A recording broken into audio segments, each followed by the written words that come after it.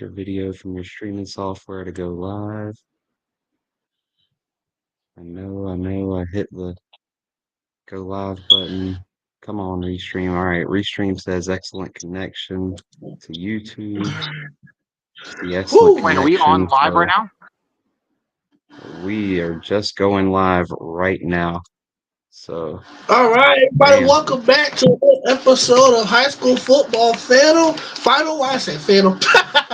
It's been a crazy last 20 minutes. I want to appreciate everybody tuning in for another episode of this great show we love is high school football. I want to welcome my panel of guests from 769 Sports, the one and only Hunter Williams, and from Williston Sports Station, the one, the only, the Mack man, Robert Mack. What's going on, fellas? what's up, guys? What's up? Glad to be back. Man, we got a lot going on. This is the last regular season week before the playoffs. Guys, are you excited? Yes, sir. For So, Definitely sure. I looking got a forward to very seeing the special playoff guest. brackets later this week. Hey, I got someone gonna fix that. We'll answer that question. I got a very special guest. He'll be on the next 20 minutes. But hey, guys, what a week of high school football was. A disappointing week for my Tigers. Unfortunately, we lost at Chiefland. I took the bullet for that one. I came in real cocky last Thursday, and thought I'll get the job done in Chiefland. We was up 21-7, and we choked. They drove down the field, scored a game with a touchdown, and they had the nerve to go for two, and they got it untouched. So, I mean, this is an outbreak experience for us to wake us up and smell the coffee that we can't be beat. So the question now, how bad we fall in the rankings is the question. And we'll find that out probably this Sunday when the playoff ranks come out. But I'm going to start with you, Hunter. I believe you called the Columbia game against North Miami Beach. How did that game go? Well, I think I was kind of being. I don't. I think I was. We actually didn't get a chance to talk about the game specifically, like at least on the show last week, because obviously I know that I was end up being busy on Tuesday, and we didn't have one on Thursday because of we're all in different places, obviously with Halloween. But I kind Right. of did feel that was about what I expected. Like I didn't think it would be as lopsided as it was, but I was leaning Columbia pretty heavily in that game. I will say I was impressed with how Columbia jumped on them the way they did. They pulled away from that game, and it got ugly pretty quickly because like it was a running clock, one play into the third quarter when because it was 28-0 at half, and then Columbia takes the opening kickoff of the second half back for a score, and we had a running clock through the rest of the second half at that point.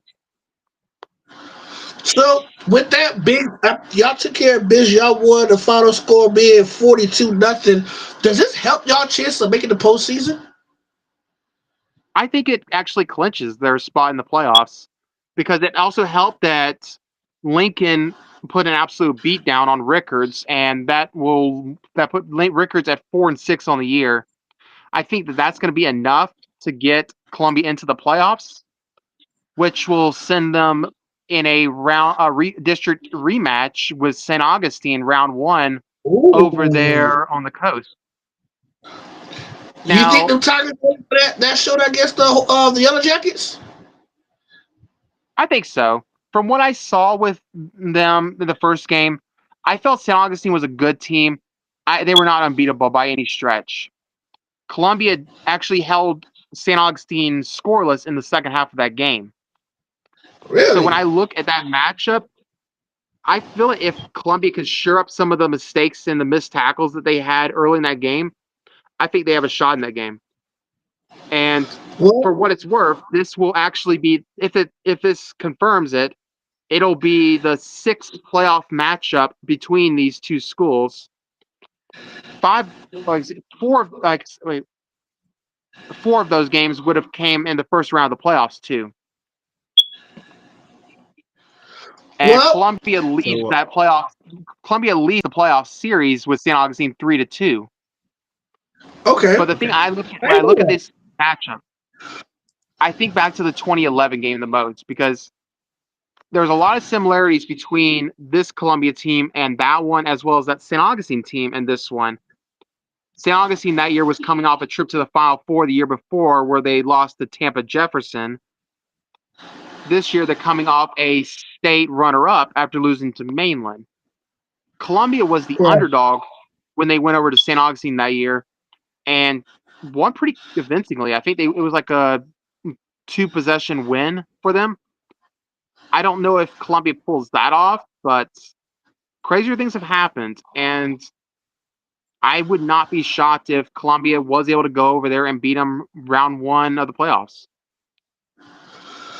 Well, we'll find out this Sunday how the Columbia Tigers and all other schools in the state fared. A big 42-0 victory over the Tigers over the North Miami Beach Chargers. Another game that was pretty heavily sided over there in Levy County. Robert Mack, I want your call. He called the Williston takedown of the Ken Bowl City team out of Jacksonville, 42-7. Robert, what do you see differently this week from your Williston Red Devils this past Friday? So we've got our QB back. In fact, our QB is in the chat right now. So y'all give John Jazikov a nice shout out. He's tuning in to see what everybody else is thinking about. Right, we got QB1 back. We've got a physical game, man, that really is going to be a tough matchup for anybody to beat later on, right? Because let's be honest, you play that Chiefland game like week 6, week 7. We're probably taking down Chiefland, and we just found out how hard that is. Because who was calling out how tough Levy County is over Union? Come on, man. I gotta rub it in on that one just a little bit for you, right? And so Williston looked good. We didn't have to really test ourselves against Kit Bold City. Don't get me wrong. Like they're a newer team. They spread it out. They were trying to execute a few things, but you can just tell they don't have the same football talent and production just yet. But we're going to be a tough out for anybody. And I think right now, after what I've seen out of that Chiefland Union County game, I got enough confidence that we can make a run. We're going to be a tough out for anybody, and we might be able to go into Chiefland in that first week of the playoffs and maybe pull a big upset, right? I mean, we lost by 8 the first time y'all played over there. But we lost by 8 with 4 fumbles off of offensive exchange from center, right? We're just talking a sloppy game right off the bat with a bunch of the new guys all trying to mesh and gel together after we lost a bunch of talent and just reloaded, right? And so I hadn't seen Chiefland match up with anybody else really. Shout out to Chiefland still. They just got 2 dubs in 3 days, right? After giving Trenton the Monday Night Football beating.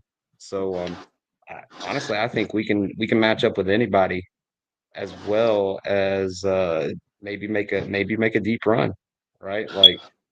Let's see what's up. I have a lot of hope after our Week 11 matchup, and let's see if Raphael keeps us from having our Week 12 matchup down in Hardy County. But that would actually that broadcast we're going to be sharing with the Hardy Huddle. A gentleman named Ryan Abbott is running the Hardy Huddle down there, and so we're going to live stream together. So if you want to tune in on Thursday night at 7 and see what Williston's looking like to get ready and see if they match up well against because really we're looking at what a road game against Chiefland or possibly Jay, and what was the other one we were hearing about as a possible first time matchup? What do you guys think? Got put this past week as Lafayette.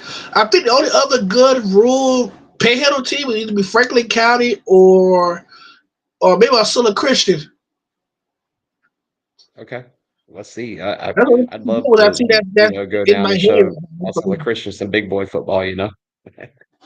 Yeah, we'll see. We got a lot of scores to talk about before our guests come on tonight, man. And speaking of Chippy, they had a big win. They're 7 straight over the Tigers of Trim, 39-0. Gadsden County, the game that got rained and the light delay over there in Havana, they blanket Taylor County 34-0. Hunter, your thoughts on that one between the Jags and the Bulldogs? I will say that for the record, I did You both probably remember I did say on the show that I felt Gadsden would win that game pretty easily after we talked about Tanner County playing Swanee. So I'm not overly surprised, just because Gadsden really has played a really good season so far. Only loss being to a really good coffee team up there in Georgia.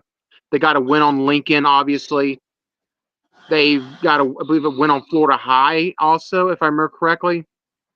Yeah. So Gadsden, they're a really good team. I'm not overly shocked that they won that and them blanking them 34-0. I don't know. I guess that's kind of what I would have expected.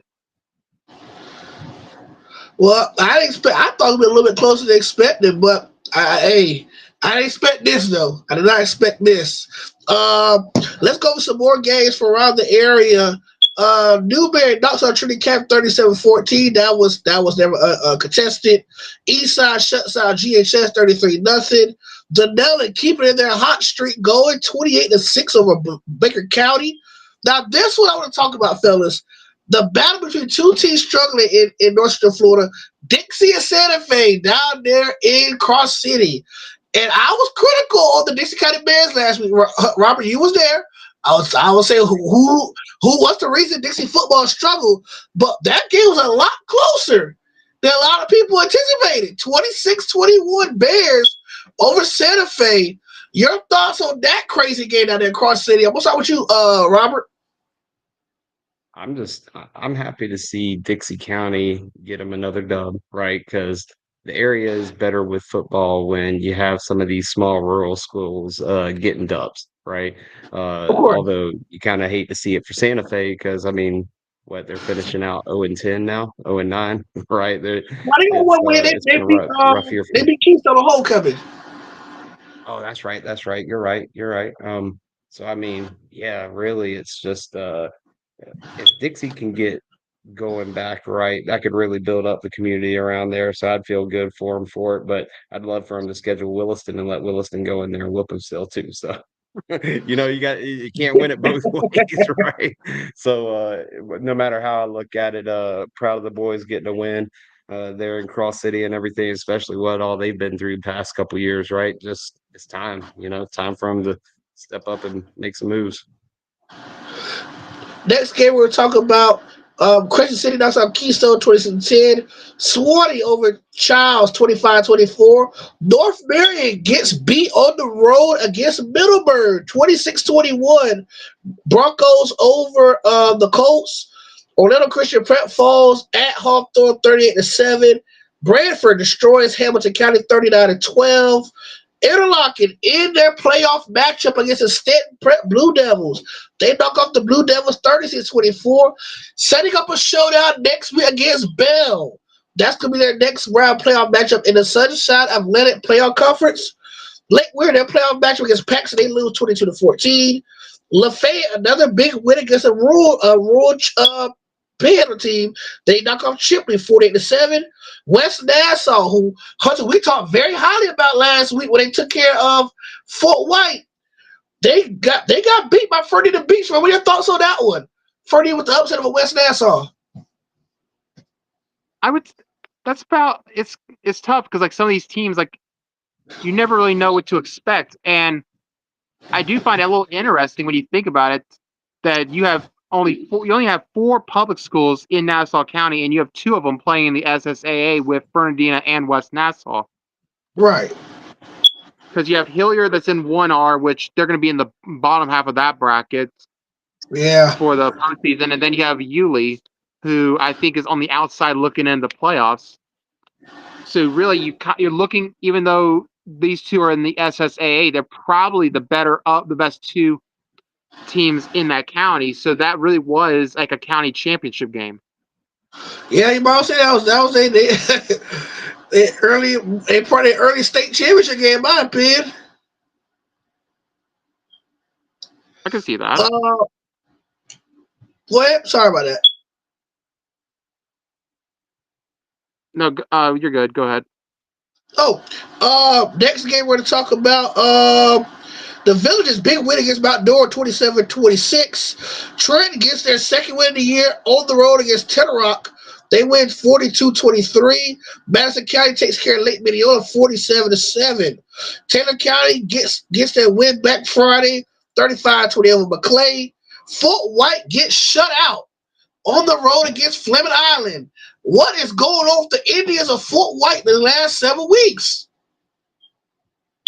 I think they're a banged up team that was still trying to find their way, and that's more than likely going to send them on the road for the playoffs. I think there'll be a quick exit with what I can tell. Like they're not there. Like they had so many injuries that kind of derailed their season. It's just like you're talking about a Fort White program that's usually one of the better world teams in general. They're just not that this year. Right. It's Fort White known for having a solid 7-9 win program. They're on the verge of having a losing season. I think they're like 4-6 now, 5-5, 4-5, somewhere in that department.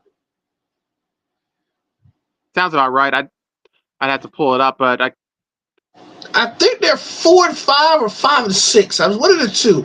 I know they got a losing record at this point. Cause I know they won the previous week, but they lost to Newberry the week before that, and then they just got shut out Friday by Fleming Island. I think they're 5-6. I want to say, or 4-5. I don't think they're 500. I don't think they're 500. I might be wrong. Okay, what do y'all pull up Fort White's record currently? Pull that up for you right now. Let's take a look. No, I don't want Fortnite tracker for my kids, KD. What? All right, Fort White Indian football scheduled for 2024. They are currently 5-4. Oh wow! So they have a winning record, surprisingly. Okay.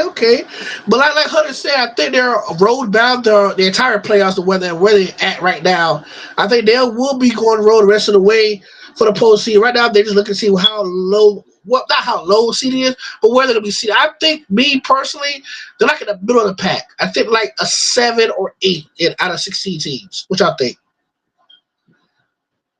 well, if there's 16 teams, to be in the top 8 would get them a home game out of the gates, but They might it's very still get a likely. home game.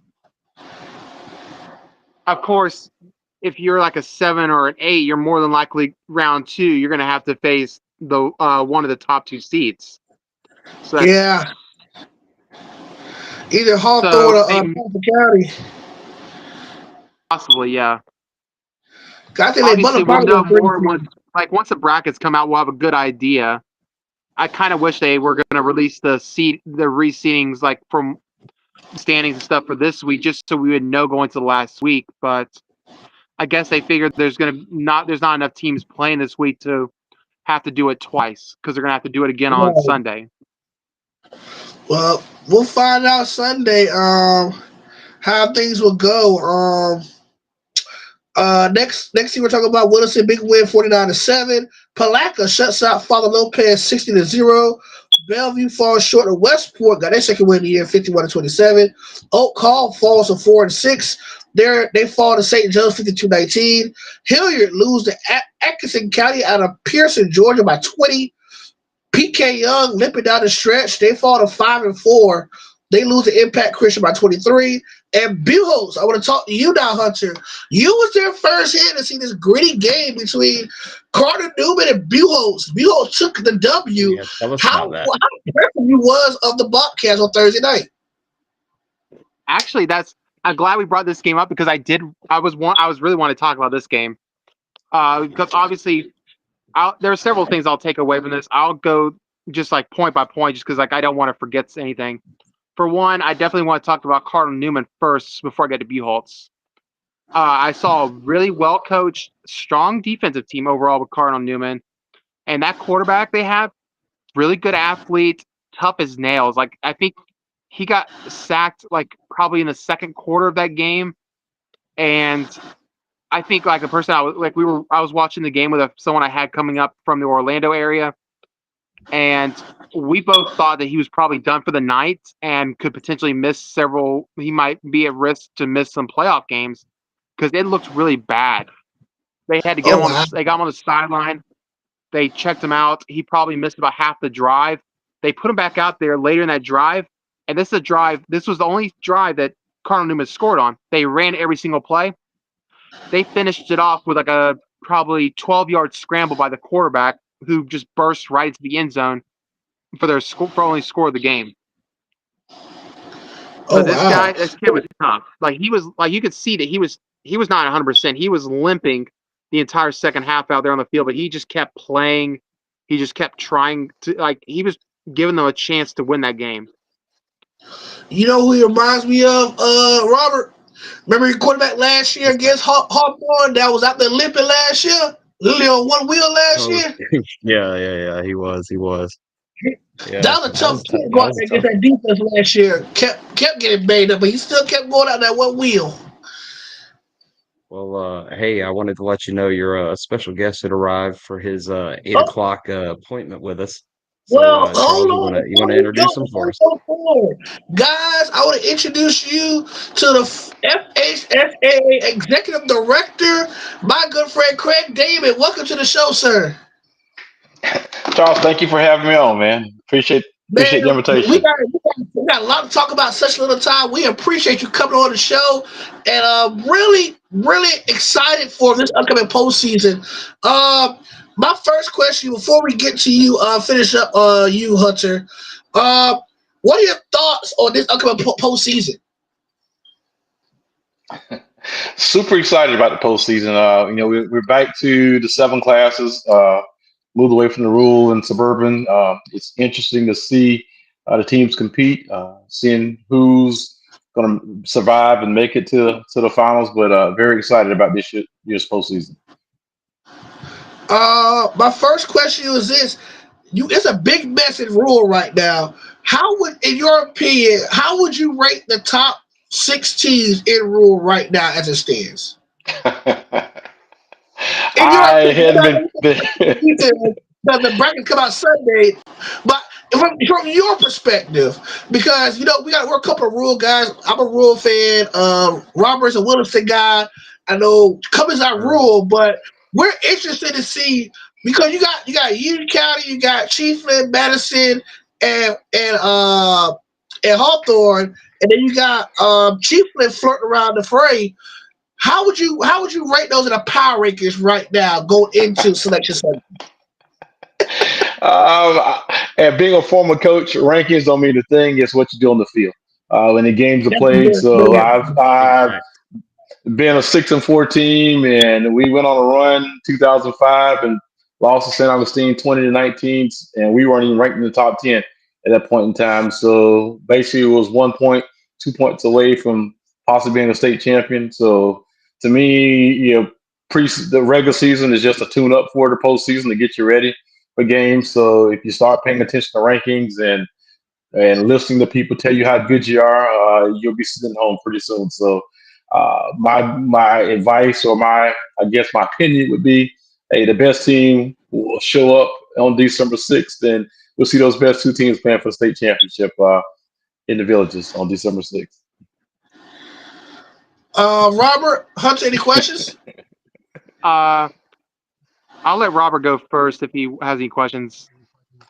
Well, how do you think the big matchup in Chiefland shook up the playoff rankings with Chiefland pulling it out at home at the end? Chiefland's been playing very well this year. That's one of the teams that I think maybe some people didn't expect their success that they're having this year, but they again have put it together. I think coach has done a great job with them and rallied the players, and they played well this year. And as a former coach, you want to try to find momentum and build off that momentum, and you get some key victories and get kids to believe in what you're doing and the process that you're going through, and it's paying off for Chiefland right now at this time. Agreed. I think Chiefland looked good week one against Williston, and I think they've only Yes, they continued did. to improve from there. So they're definitely a team on the rise. I know a lot of Chiefland supporters that I'm friends with that would love to add a 2024 to that state title board and everything. So right now, do you feel like based on that result in Union County, we might have a shakeup and a new number one overall. Do you think they've done enough to unseat Hawthorne or Madison as number one overall for rural?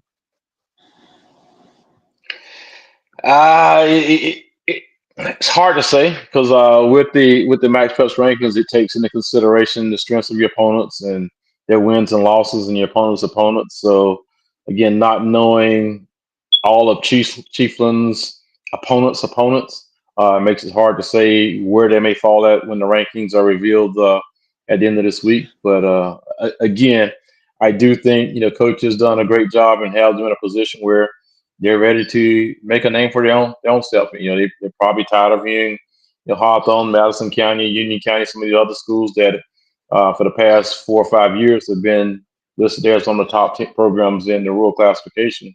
So they just want to have that opportunity to get on the field and display that they are just as good as anybody else in the rural class.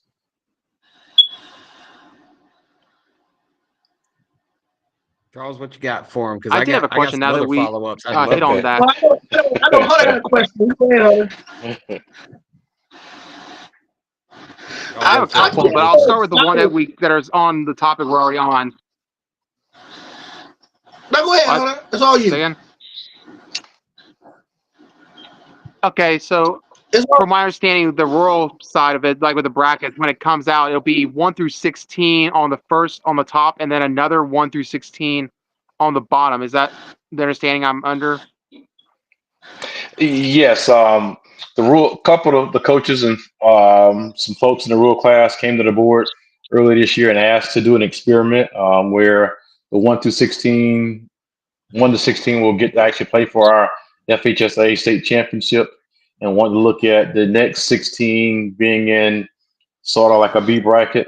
So what we've decided, the board sort of gave me the authority to number one, see how many teams that are outside of the top 16 will be interested in participating in postseason play.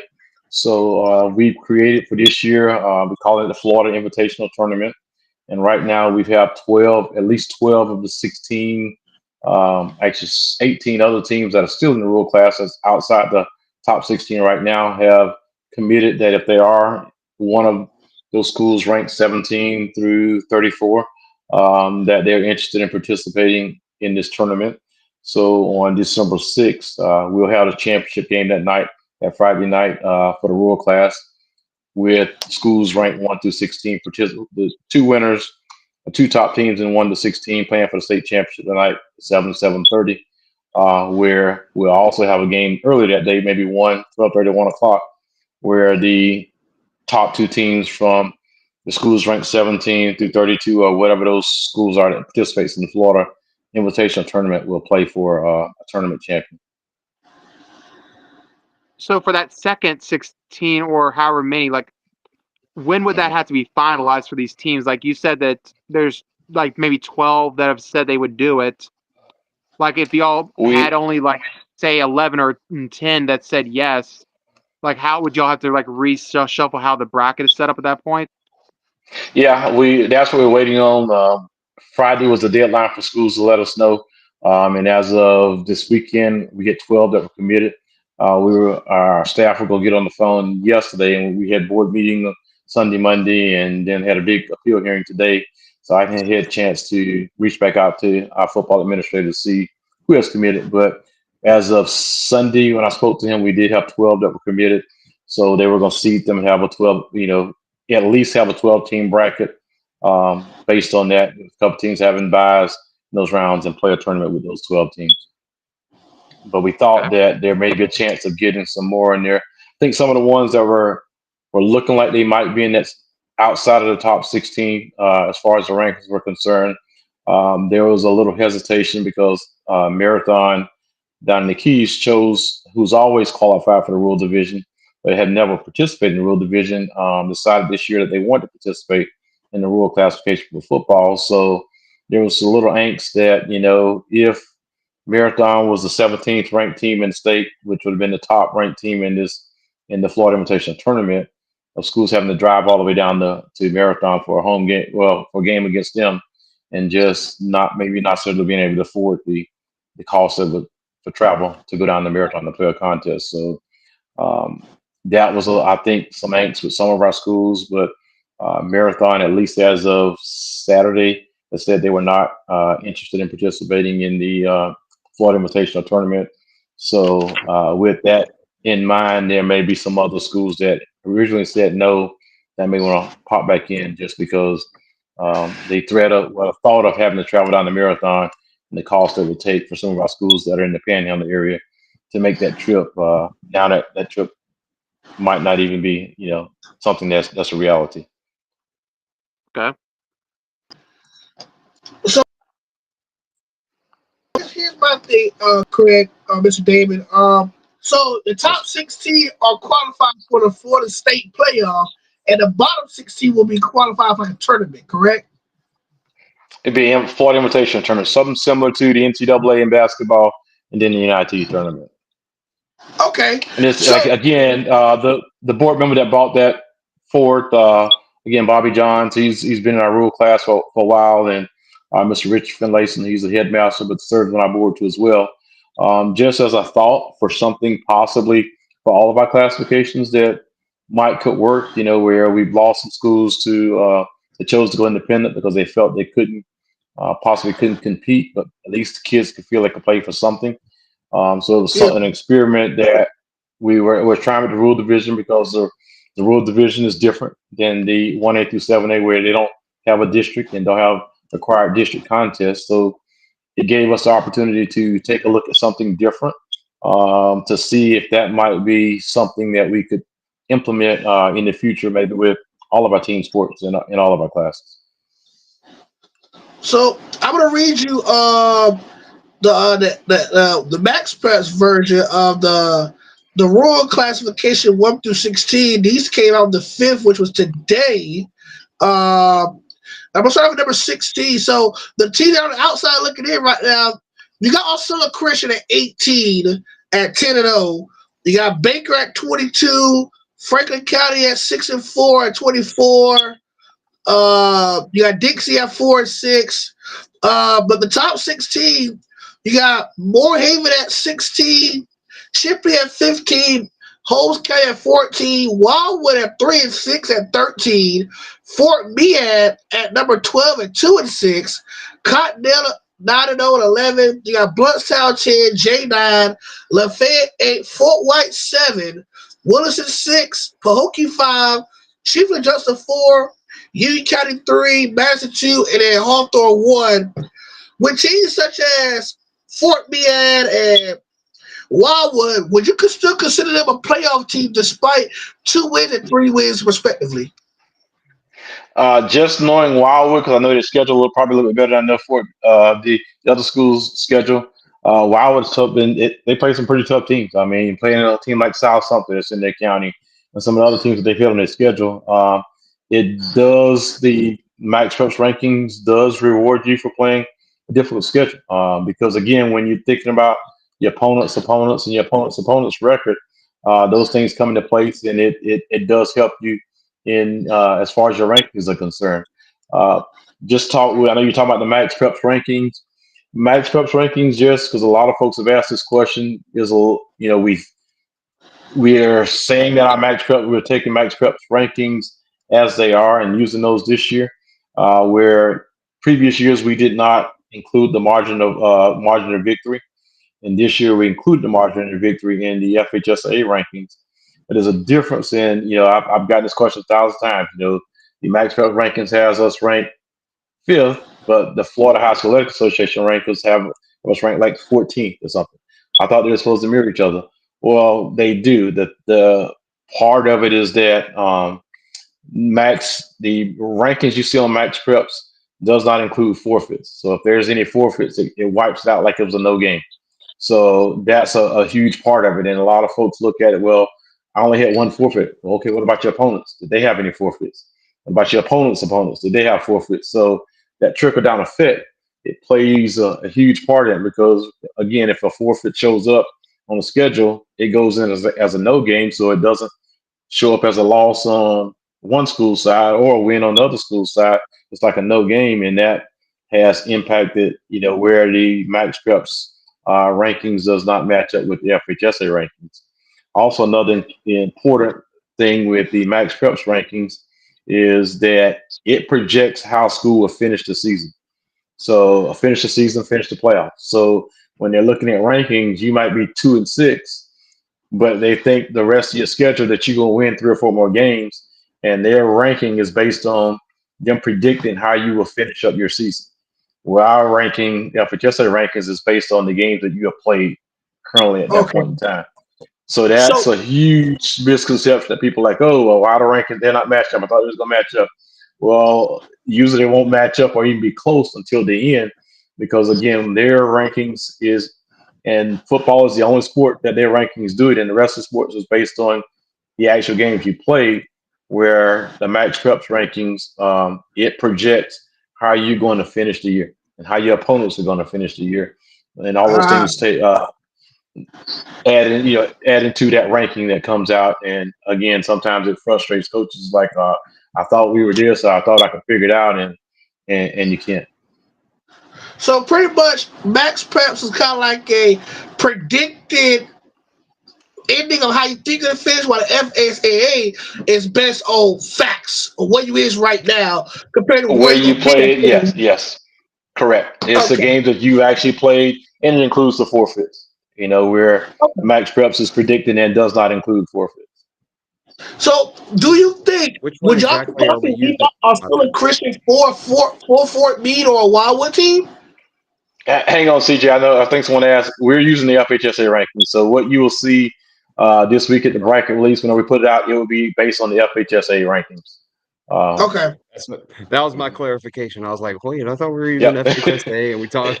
So I'm we glad are, to we are. get that But clarification. Appreciate it. Okay. I just wanted I'm to clarify glad, that you because since we're on the got me. podcast, I just wanted to clarify that because I know a lot of folks. I've gotten probably a ton of text messages and phone calls from some of my former college, former high school coaches that I still know. They're like, you know, please explain this to me. Please explain this to me. And another thing too that that people didn't know until at the board meeting this weekend when it was brought up was that um, Max Preps. There's another entity that actually does the rankings in football for Max Preps. So it's not Oh wow. the Max Preps ranking. It's belonged to, I can't remember the name of the company that actually does that. So even Max Preps Calpras, don't I think. have that. Yeah, correct. So that also adds into some of the discrepancies between the two. Well, as a So follow up to it, with the rankings and everything, how is Week 12 affecting playoff seeding and scheduling? Like, because there were rumors going around Williston that we absolutely had to play this Hardy County game coming up Thursday night, or else we would have our postseason eligibility affected. And I'm like, is that just a rumor going around, or is there anything that was forcing us that, hey, we needed to play this game and drive the kids down there on Thursday night for a 6 hour round trip? If it was on your schedule, you had a contract. Unless your opponent let you out the contract, that is a game that you need to play. So Gotcha. Okay. let's say that's where that probably came from. That you need to play the game because maybe both sides didn't agree to not play the game. The 12th week, it just so happened that the way the calendar worked out this year, that we ended up having an extra week.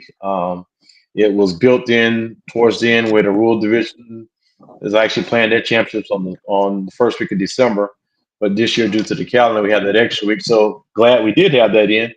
We've actually started conversations, and we'll have further conversations when the football advisory committee meets in January, just to talk about for next year going ahead and building in that 12th week into the season.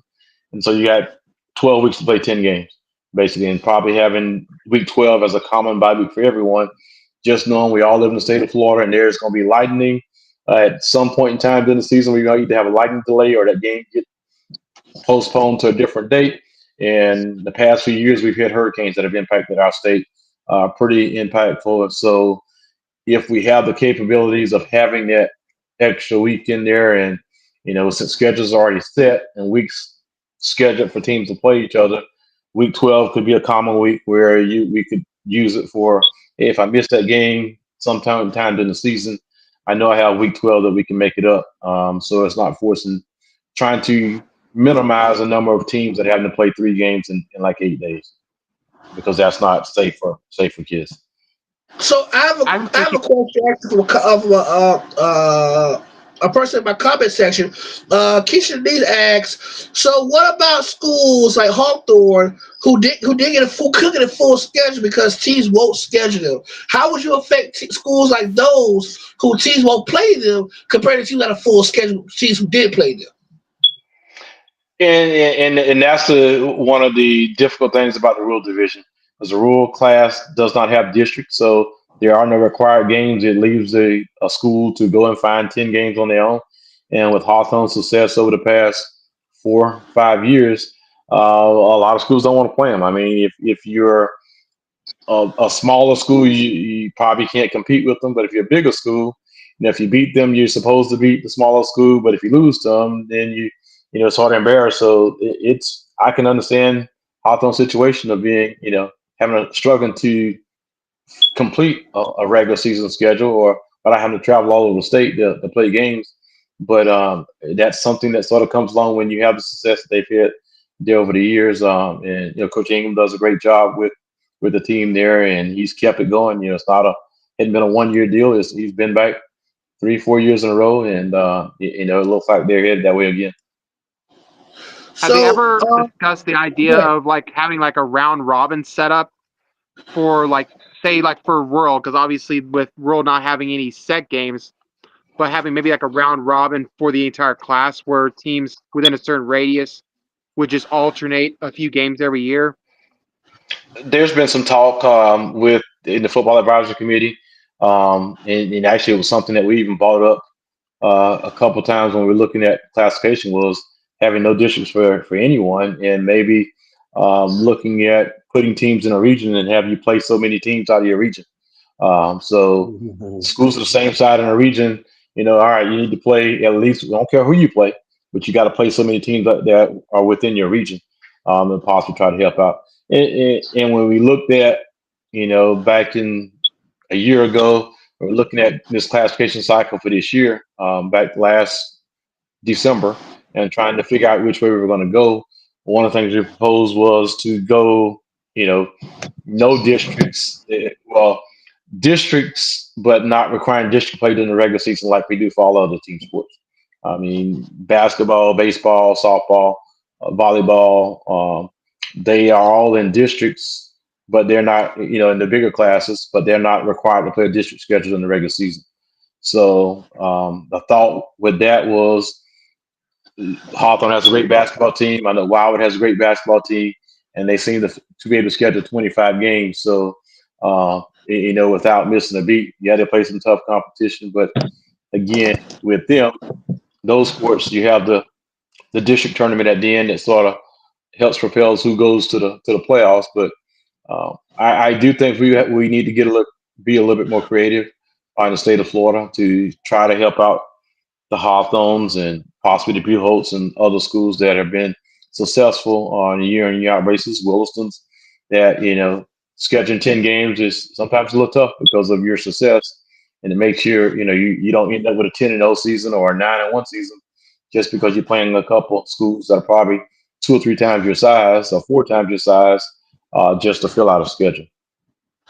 I know that firsthand with Columbia because their 5 losses were to Coffee, Madison, Trinity, Bowles, and then the district game with St. Augustine. Yeah. I've always liked but the idea of creating scheduling conferences, so that way there would be contractual obligations, especially if you could keep those conferences regionalized and be able to say, like, I mean, God, I'd love a conference that had Williston, Chiefland, Union, Newberry. You start talking about including, a nice little 8-team conference in there where you get 7 games guaranteed each year, and you go home and home and just Yep. make it happen. Like I'd love Well, to see some options like that could possibly create those matchups where people could say, "Hey, we're not ducking anybody. We're playing our conference." and that's something that we've been promoting and saying, it doesn't take us to put anything in a bylaw policy that requires you to do it. We'd like for you to sort of pick your own conference, because like when we do districts, when we pick our districts, everybody there's always somebody that's unhappy with who they have to play or who's stuck in their district and so forth. Where if you, as a group of schools, get together and say we're going to form a Central Florida Conference or whatever conference you want to call it, now you sort of get to pick who's a member, who's not a member of that conference. And for some of our schools that may not never play for a state championship, at least they could have the opportunity to play for a conference championship. So the kids feel like they're playing for something good, even during the regular season, whether they make the postseason or not. There's you build those rivalry games up, and you get those rivalries where not only are they intense contests, but you have a pretty good sized gate in attendance. So it also helps make money for the school. So we definitely encourage schools looking to form conferences and calling it whatever you want to call it, putting your bylaws and rules together, and like you said, doing the home and home games, but just creating those natural rivalries where it's not something that's generated by us. So at the end of the day, we get blamed why you put Hawthorne in our district, or why you put Williston in our district, and it's now up to the schools to sort of decide who's in those regions with them. Yeah, if you see the success of rural as being something that you want to keep up and everything, then yeah, it's like if there's some sort of guidance long term that could be issued to say, hey, let's create some conferences because we know for the next 4 years we're going to have the same rural setup. Like, let's start making some moves. And I would even say Yeah, that your conferences could be highly regionalized to where even like I know Newberry being 2A, they can still compete with a conference that has Union and yeah, and Williston and Hawthorne and the like. But would you put them in the same conference as a Buchholz? Probably not. Right. So correct. I think it's going to come down to some athletic directors getting put into the room with the right people spearheading Yep. it. So maybe Well, they start seeing dollar signs and go, hey, we like those gates. Let's make it happen. that's true. And for example, some of our big counties, I know Orange County did something. They created a conference with their schools, and they did theirs in 3 tiers. I mean, they have a lot of schools in Orange County, so they have their elite schools, those 5 or 6 top schools. They're in their elite bracket. Then they got a middle bracket of the schools that are 6-4, 5-5, just 7-3 every year. Then the schools that have not been quite as competitive, they play against each other, and they have they set them up in 3 different brackets, and they have a champion of each one. Uh, Down in Miami, they have a GMAC conference where they again match teams up, and when they do their schedules, because their schedule's done from a central location, they leave those last 2 games open where they actually have the top 2 teams play for the conference championship. And it doesn't matter what size school you are; it's all it's a GMAC thing. So there's several counties have implemented stuff like this. It generates a lot of excitement within the county or within the area. Creates some very intense games, and schools make money, a lot of money off of it, just based on the attendance. And again, those bragging rights in the area sometimes are more important than winning a state championship. For some of those schools. Yeah, I know like Jacksonville has the Gateway Conference also, which Yes. Mhm. fun fact also that I'll just bring up just because I think if you can't already tell, I'm a Columbia guy. Columbia was actually a part of the original Gateway Conference back in the 70s. Wow. I That's did true. have a I question. I don't know if this is like you all, you may not be able to talk about it. Like I Okay. understand, and I understand if it's the case, but obviously, one of the big stories around the state over the last week has to do with First Academy and Miami Central receiving postseason bans. So hmm obviously, I know like you like it being like currently in an appeal process. I know that you may not be able to talk certain things about this. So my question is more: was this something that came about very quickly, or was this something that had been like investigated for throughout the season? I can talk about the Miami Central one. It was something that popped up about actually last Wednesday, and just we followed up with the school to inquire about students' eligibility, and it it turned out to be correct. So they self-reported, and basically, with that self-report, ended up having to forfeit some contests. Um, the First Academy, just some allegations that came in dating back to last spring, and just been inquiring with the school, and it got to a point where some information we gained, we felt that there was some violations there, and again, they're still going through due process. So we thought were hoping to be able to release our brackets on Friday, but there is an appeal Friday morning. So, and with that appeal, it depends on how the appeal goes.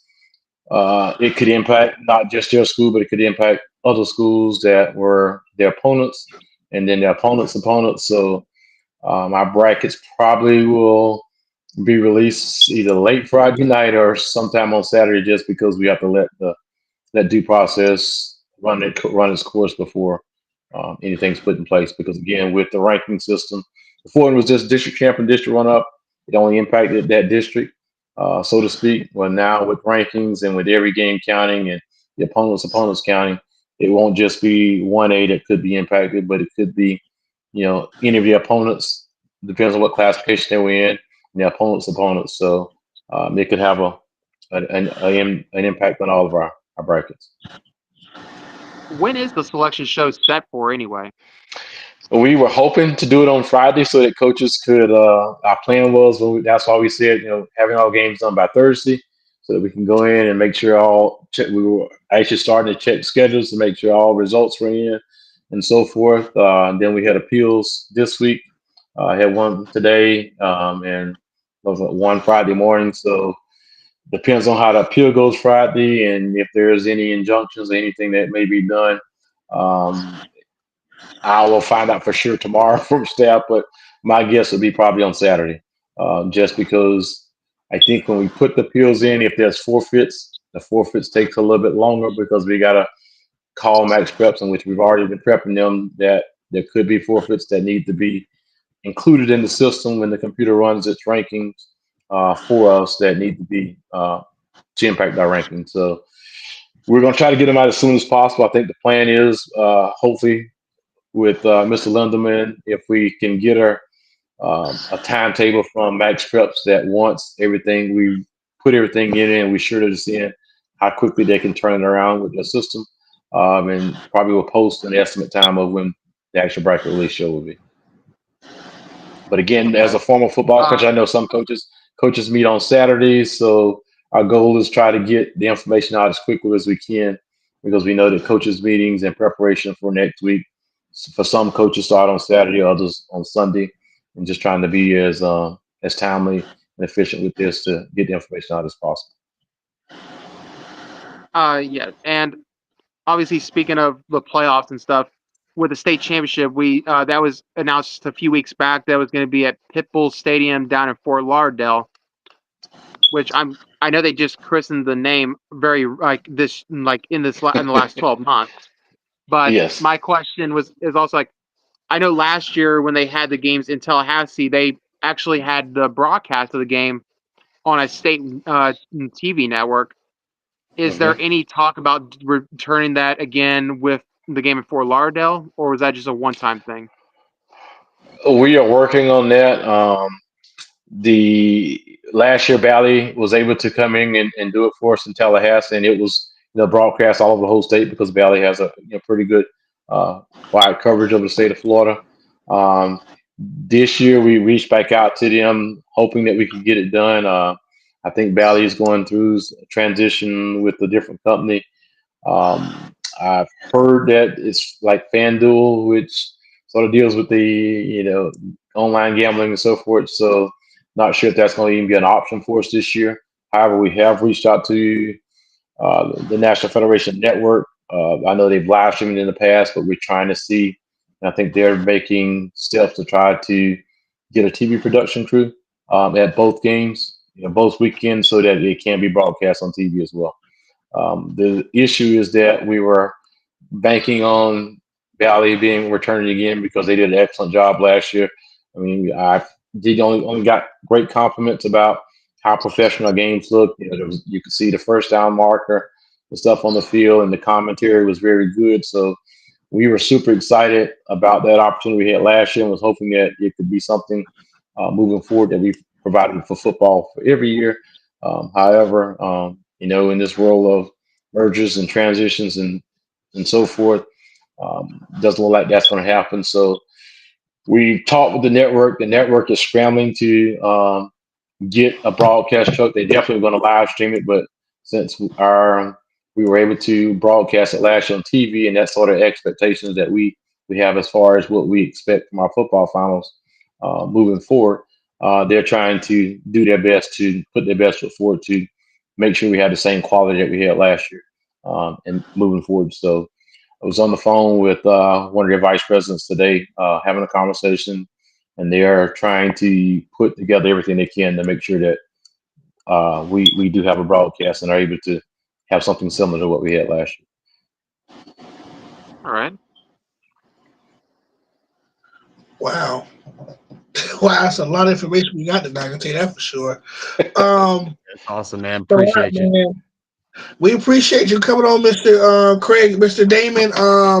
I know the hours getting late. I got to work in the morning. We appreciate you coming on and taking time out your busy schedule to inform us on this upcoming weekend festivities of the postseason. A lot of schools in rural are like crossing their fingers where they'll be drawn at, and it's like for me being a Union County guy and Robert being a Williston guy, we're like see where we're going to be at, who's going to be the top seed, who's going to be mentioned out, and like we're so appreciative of you coming on tonight, man. And for those who don't know, No I met this problem. he's a while back, and he's a great guy to be around too, and so grateful to come on tonight. No problem. Anytime you guys need me, just give me a call. We're definitely gonna Awesome, man. need you. Appreciate Thank you. We do have. We would love to have you back on once the brackets have been released, so we get your full intake of how did y'all go by doing this. So we'll definitely love to have you this weekend if you're available to give us a breakdown how the brackets were made and how the brackets were created. Definitely, maybe we do it maybe Monday, Tuesday next week once we sort of see where they are, and Yeah, I'm more than happy right. to be. Yeah, Monday's Yeah. gonna be the day. Monday's gonna be the show for sure. Okay. Okay. Sounds good. Well, All right, you Mr. guys, Day, y'all take care, man. All right. that I was appreciate Craig you. Damon of FHSAA Executive Director. Mr. Day, we appreciate you coming on tonight, man. Thank you. You guys take care. We'll see All you right. Monday, man. Fellas, We what? definitely got a good Wow. discussion out of there. That was really good. Oh yeah, and I can't Yeah, I wait think for that was a real I strong can't note. wait for Monday. I can't wait for Monday because we can finally see how these brackets I came up to. Because a lot of people ask me the DMs, "Oh, when's your special guest coming? When's special guest coming?" And it's like, man, I'm so excited, guys. This weekend's gonna be an amazing treat. Um, it's almost 9 o'clock already, guys. Yeah, I'd Oh, say I think let's we were still before he came on. We were talking about the Buholtz and Cardinal Newman game. Yeah, let's talk about the Beatles, Carter Newman game. That was a very fun one to watch down there at Citizens Field Pass for Thursday. Tell us what are your thoughts on Beatles side of the things from Thursday? From what I've like, and I'm saying this as someone that has seen Buholtz play. Now this is fourth straight year I've seen them play. I think this may be Buholtz's best team overall in the past 4 years. Like they've obviously I think last year they were probably stronger defensively than they are this year. The year before that, I think they were stronger offensively. But I think as a whole, as a unit, this is probably the best team they've had in the last 4 years. I was really impressed with how they played against Carl Newman. I will say they did struggle a little bit against the run against Carl Newman. Obviously, from the fact that the one drive that Newman scored, they literally ran the ball every single play that drive. But all things considered, I was really impressed with Buholtz. I felt that what I saw two teams that are top 25 in the entire state of Florida battle it out there on Thursday. And Buholtz is going to be a tough out for anyone in the playoffs. I know that obviously they lost the district title to Nice. I think that's a good. That's going to be a really tough game for Nice to win in the second, when they play again.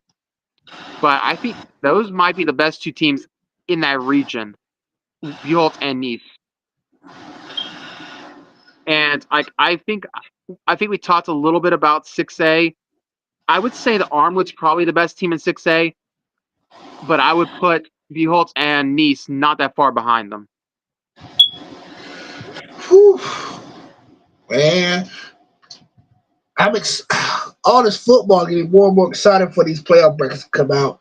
We're going to do a deep dive breakdown of every bracket in the state from 7A all the way down to rural. We're going to do rural last. That's going to do a real deep dive breakdown. But from 7A on down, we're going to do a prediction of each state champion from each classification all the way down to rural. Because, man, guys, we got a lot of football to cover. Monday's going to be part of the longest video we ever done. I'm telling you right now, Monday's going to be a very long video, guys. So I'm telling you right now, guys, get your coffee, get your energy drinks. We got to tell our wives, Robert, it's going to be a long night. It's going to be a long night Monday. Because it's going to be a deep breakdown of every last region in college football from 7A to rural. We're going to have it here on Florida High School Football Final, presented by Jackson Sports Media and Williston Sports Media and 769 Sports. So, once again, I appreciate my panel, Hunter Williams of 769 Sports, my main man, the Mack Daddy, Robert Mack of Williston Sports Station. If you're not busy Thursday night and you're in the Hardy County area, check out the Red Devils taking that long trip to Hardy County and take on Hardy as Williston, their final regular season matchup, to fill up a game they missed earlier on this year. So, good luck down there, Hardy, this Thursday night. Appreciate you. Well, guys, I'll see y'all Monday. Get ready, fellas. Postseason's almost here. It's in the air. Good. Sounds good. Can I smell it? Can I feel it? Can I touch it? Feel it in.